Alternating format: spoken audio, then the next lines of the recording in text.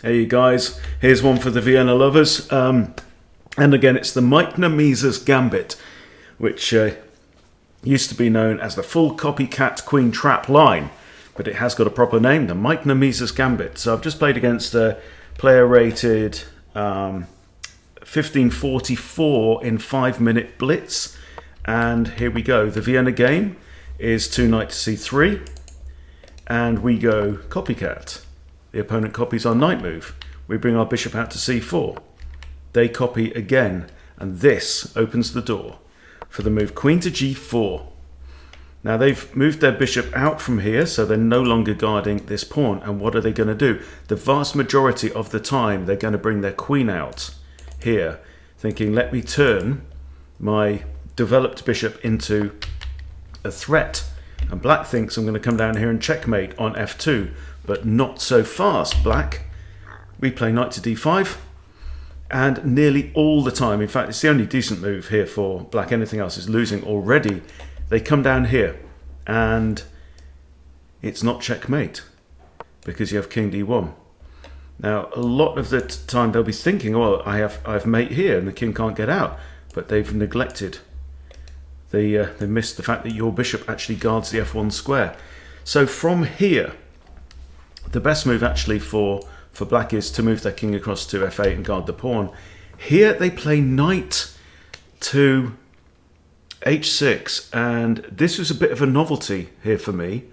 So I'm thinking, okay, what do we do? So I took a bit of time, 28 seconds over my next move, and I decided that it's... in fact, the machine here is saying take the pawn, but my concern was you take the pawn, then you get rook g8, and if I then take the knight, black can take on g2 and your rook is stuck. But the engine is saying that queen takes g7 is by far the best move, and in fact the only move that maintains the advantage for white.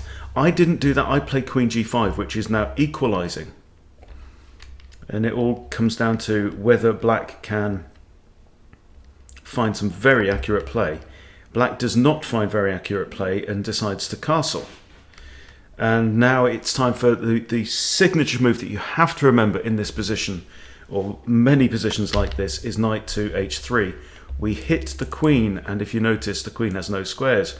Rook guards, knight guards, pawn guards, knight guards here, pawn guards here, and knight guards this one. Right? It can't go here because of the pawn and the queen, and can't go here because of our queen.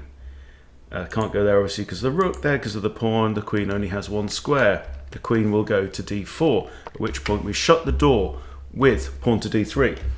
And the immediate threat is actually pawn to c3, winning the queen. So black now needs to come up with something good. They retreat the bishop with tempo, hitting our queen and also giving their queen, well, one square. She can't go here because of the knight. Okay. And here, the computer's actually saying knight takes c7, just wins a piece. It's check, it's a fork on the knight. Could have just won a piece there. I didn't, I retreated my bishop again. We're getting back to an equal position, but it's so sharp. They bring their bishop out again, and now it's plus 13 for white, because I've realized I wanted to keep my queen on the g file. Why? Because we have a knight there on h6. What is it defended by?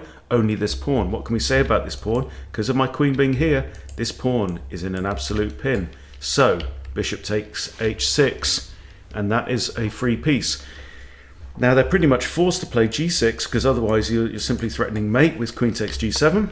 Push g6, I grab the rook. Now it's saying the queen should capture on here. They don't do that. They bring the bishop back, and I come in with one check from the knight. Another typical idea, if they haven't castled, is to bring your rook over to f1 and really use this semi-open f-file. But that really isn't on the cards right now. Notice also that the f7 pawn is pinned by our bishop. That's very often in the Vienna. Okay, king goes into the corner. I bring in my other knight, and I'm starting to think, okay, what can we do? I've got two attackers on here. Can I bring my queen across? You've always got to be careful about this pawn moving with a discovery. What am I going to do? They push d5. I take the pawn. And now they play bishop to g7, attacking my knight, which is undefended, and the game is about to end. Pause if you need and find the final move of the game, which is knight takes f7. I had to look at it for 20 seconds. Knight takes f7 is a lovely checkmate. It's not a smothered mate, but the king has got nowhere to go. Yeah, smothered mate would be when the king is like trapped in by his own pieces or trapped in by pieces, but here he can't move into check either. So lovely, lovely finish, but definitely a learning exercise there. So let's just go back. Let's go back to the start, because I'd like to investigate some of the moves that I missed in case I get the same position again. And this is the key one, right? So if queen takes g7, and then oh, this is what I was worried about, but we have knight f6, right? Knight f6 check.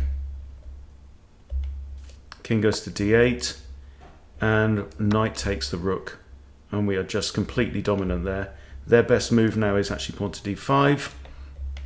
Let's play it through. We can take this knight as well. Oh my goodness. Yeah, and it's all going Pete Tong for black. So yeah, one to remember. Just one of my little note to self videos, but if you're a Vienna addict like I am, I hope it's been useful and entertaining and informative for you. Thank you for watching. See you soon.